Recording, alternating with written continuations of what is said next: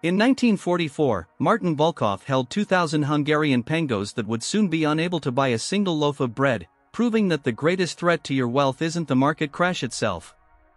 Most investors lose everything not because they fail to see the crisis, but because they trust the institutional containers built for peacetime. This one historical shift reveals why your bank accounts, bonds, and pensions are only as stable as the state that guarantees them. In the spring of 1944, Martin Volkov walked into his manager's office in Budapest to make a decision that would haunt his financial legacy. As a loyal worker who had spent 4 years meticulously hoarding his earnings, he handed Tibor, his notoriously cautious manager, an envelope containing nearly 2,000 pengos. Volkov was looking for a sanctuary for his life's work, yet Tibor's counsel was steeped in a misplaced sense of historical permanence. Looking at the cash, Tibor insisted that he keep it, dismissively noting that paper had always been paper and would remain so. It was a fatal miscalculation. Within a mere 18 months, Hungary was engulfed by the most aggressive hyperinflation ever recorded in human history. Those 2,000 pengos, once the symbol of 4 years of labor, eventually lacked the purchasing power to secure even a single loaf of bread. The tragedy was not born of ignorance. Tibor had followed his own advice, staking his personal future on the same currency. Both men were trapped by a cognitive bias that treats the prevailing financial architecture as an immovable fortress rather than a temporary shelter.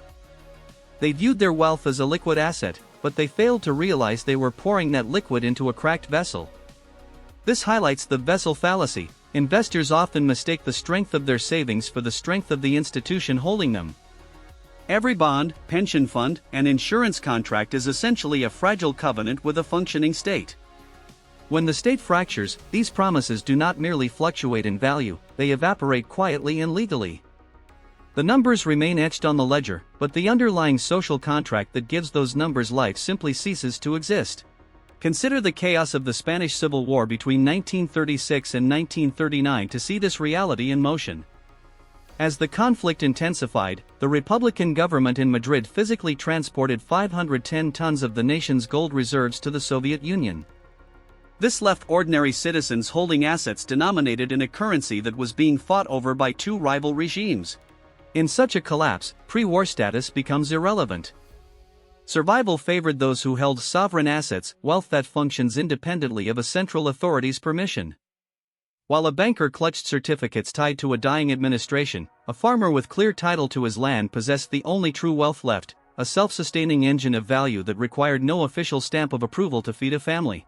The underlying mechanics of financial collapse are rarely driven by mere ideology, rather, they stem from a cold, unwavering logic. If the value of your wealth depends on a third party to validate it, then your financial security is only as robust as that specific institution. This principle is a fundamental law of economic physics that remains unchanged as it travels through history. Consider the fallout in post-reunification Vietnam between 1975 and the early 1980s. The new government initiated aggressive currency reforms specifically designed to seize control of the national economy and dismantle the financial power of the South Vietnamese merchant class. In a single stroke, old banknotes were rendered worthless. Families watched decades of hard-earned accumulation vanish as savings accounts were frozen or stifled by conversion limits. However, a distinct group found a way to endure. The ethnic Chinese merchant community in Saigon, drawing on a multi-generational distrust of paper instruments, had historically converted their wealth into physical gold taels and delicate gold leaf. While their neighbors who trusted the banking system saw their life savings evaporate, these families preserved their capital. This success was not due to some mystical quality of the metal, but because gold is one of the few assets that requires no external permission to retain its value. The concept of permission serves as the invisible thread connecting financial tragedies across centuries. We often forget that every modern asset, from a brokerage account to a government bond, is governed by a hidden gatekeeper. To access your wealth, a bank must allow a withdrawal, a government must choose to honor its debt, and a pension administrator must process a claim. During the calm of peacetime, this permission is granted so seamlessly that we lose sight of the gatekeeper entirely. But when crisis strikes, that gatekeeper suddenly locks the doors. Permission is rationed, rerouted, or revoked, sometimes through legal maneuvers and sometimes through raw force. Even the 2013 crisis in Cyprus proved that war isn't a prerequisite for this shift. a government can simply decide to seize a percentage of private deposits to recapitalize failing banks. One morning you wake up and realize the permission you took for granted has been withdrawn. This reality becomes undeniable when we examine the Dutch experience in World War II, which offers another sobering angle on this institutional fragility. During the German occupation of the Netherlands from 1940 to 1945, the occupying authorities enforced a strict mandate requiring Dutch citizens, specifically targeting Jewish families, to register all financial assets, bank accounts, securities, and valuables through official bureaucratic channels. This mandatory registration acted as a digital blueprint for systemic looting. By forcing wealth into the light, the authorities were essentially creating a detailed ledger of targets that was later used for comprehensive confiscation. Interestingly, those who had sidestepped pre-war registration requirements, whether through a deep-seated distrust of official systems or by operating within informal economies, found themselves in a stronger position. Because they existed outside the official record, they were significantly harder to locate financially when the seizures began. The primary lesson here transcends mere legal compliance. It is fundamentally about the danger of visibility. Any financial asset existing within a legible, institutional system is an asset that can be traced, frozen, or redirected by whoever gains control of that institution.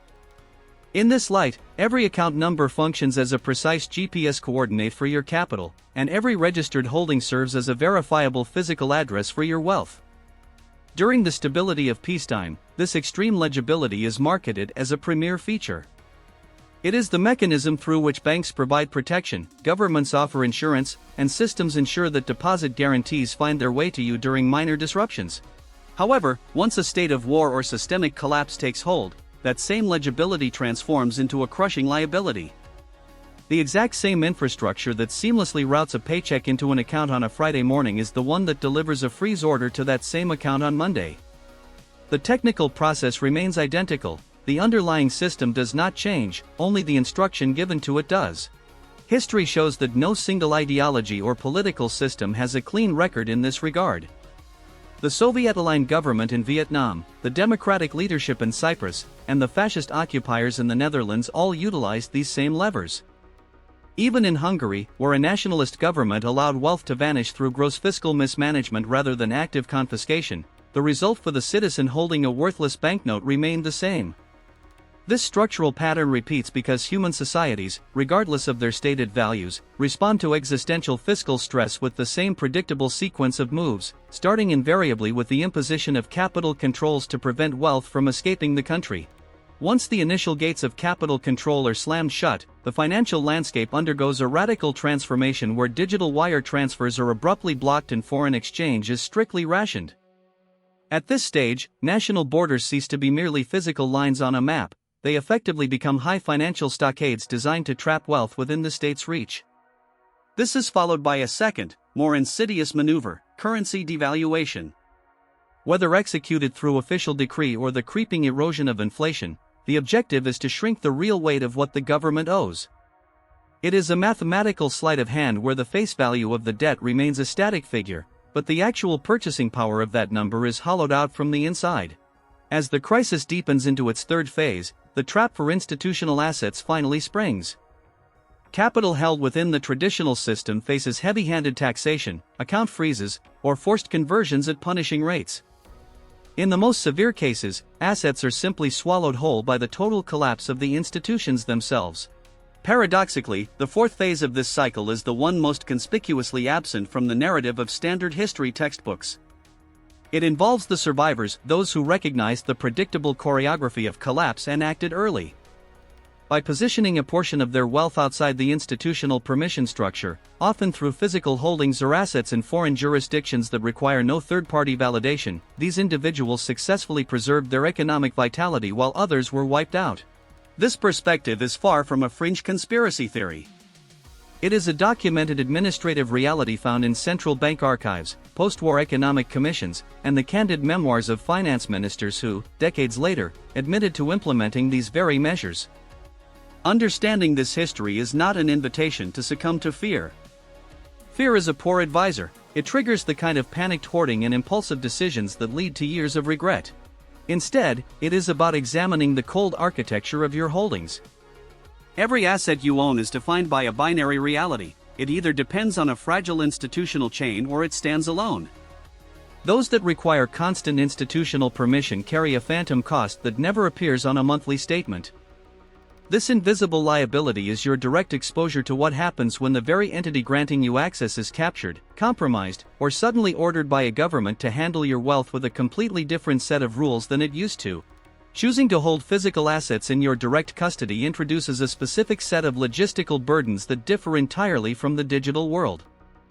You must account for the overhead of secure storage, the costs of ongoing security, the inherent friction of converting these tangibles back into a spendable medium, and the ever-present risk of simple theft or physical loss. However, these assets possess a rugged independence. They do not evaporate during a 2 a.m. emergency board meeting at a central bank. They are fundamentally immune to the stroke of a pen that signs a currency reform decree while you are asleep, meaning they avoid the trap of overnight unfavorable conversion rates. They remain exactly what they are, regardless of the institutional weather. It is vital to clarify that this is not an argument against the existence of banks or governments during periods of normalcy. These institutions provide essential services, robust protections, and high-speed efficiencies that simply have no viable equivalent outside the established system. Yet, investors must recognize that the very architecture designed to manage wealth with peak efficiency during peacetime is the same machinery used to efficiently terminate your access during periods of extreme stress. These two opposing functions are baked into the same structural foundation. In reality, the thin membrane separating wealth management from asset seizure is far narrower than the modest annual returns on a savings account might suggest. Sometimes, that massive distance is bridged by nothing more than a single executive order. The bitter irony is that the assets most people carry into a brewing crisis are almost always those most vulnerable to permission risk. A savings account relies on a bank that must remain open, solvent, and willing to cooperate. Brokerage accounts require a functioning exchange and a regulatory body that refrains from freezing all trades. Pension funds are even more complex, depending on a sponsoring entity, an investment manager, and a political framework that chooses to honor its commitments to the retired. Even government bonds are merely promises that an administration will remain both capable and willing to redeem its debt. History shows that governments under wartime fiscal pressure frequently restructure or inflate away internal debt to save themselves, often prioritizing international diplomatic obligations while leaving domestic savers with no mechanism for legal recourse. When two governments simultaneously claim legitimacy over the same territory, the physical cash sitting in your wallet ceases to be a medium of exchange and transforms into a high-stakes bet on the outcome of a conflict you cannot control. It is vital to understand that none of these traditional assets are inherently worthless during periods of peace. However, history demonstrates across every political system and century that they possess a recurring capacity to become completely inaccessible or functionally devalued at the precise moment they are most critically required. This is the inherent danger of assets locked within an institutional chain. During a crisis, the typical portfolio behaves like a complex machine with a missing fuse. It looks functional, but it cannot deliver power without the permission of a third party that may no longer exist or care about your needs. The assets that have historically survived these wartime transitions do not offer perfect, stable value, but they do offer navigable value, a usable wealth that does not require an institutional green light to access. These resilient assets share two defining characteristics. First, they are physically portable or jurisdiction independent, ensuring their worth does not evaporate at a national border or get trapped by a capital control order. Second, they require no active institutional cooperation to confirm their validity. They function on the principle of self-validation, where two strangers standing in a ruined city can agree on a trade without needing a bank statement, a clearinghouse, or a government stamp. Since 2022, central banks globally have been positioning themselves for this exact reality, increasing their gold reserves at rates not seen since the mid-20th century. This historical surge mirrors the final decades of the Bretton Woods system and the subsequent shift away from dollar convertibility. Large economies like Poland, Germany, and Hungary have already begun repatriating their gold from foreign vaults to domestic custody. Simultaneously, the Bank for International Settlements has issued updated guidance on diversifying reserves into non-dollar and non-euro holdings, while Switzerland has tightened financial reporting thresholds for foreign accounts. These are not merely administrative tweaks, they are the maneuvers of a world bracing for a shift in the permission structure of global finance. multiple NATO-adjacent countries expanded civil preparedness guidance to include financial readiness sections that specifically mentioned maintaining accessible cash reserves and hard assets outside the banking system. These shifts are not mere predictions, they are observable institutional behaviors, fully documented and accessible to any diligent observer. Large financial entities, equipped with long-range strategic planning and internal threat models that never surface in glossy press releases, possess a unique vantage point. They tend to hedge their own survival in the exact direction their analysts point. When an institution responsible for managing the world's capital quietly reconfigures the composition of its own holdings, that movement functions as a lighthouse for the observant. It is a critical data point revealing where the true risks lie. History proves that the man who loses everything in a war rarely loses it on a literal battlefield. He is typically not a soldier, but rather a retired teacher, a local shopkeeper, or a mid-level civil servant. These are individuals who spent 30 years following every rule, saving consistently, and investing with the kind of prudence society demands. They lose their savings when a bank shutters its doors on a random Tuesday and never reopens. They watch their pensions vanish through the cruel mathematics of currency reform, where decades of labor are converted at rates that prioritize state survival over individual dignity. Their bonds are rendered worthless when a government decides, through quiet and legal maneuvers, that fulfilling obligations to international creditors is more important than supporting domestic retirees. Martin Volkov from Budapest eventually grasped these mechanics, but only through the painful lens of personal experience, long after the window for decisive action had slammed shut. The primary difference between those who were wiped out and those who maintained their economic footing was not a matter of superior intelligence, higher income, or elite connections. The survivors simply learned the lesson from a crisis that belonged to someone else. Years before the chaos arrived, they made one or two structural decisions that no systemic collapse could undo.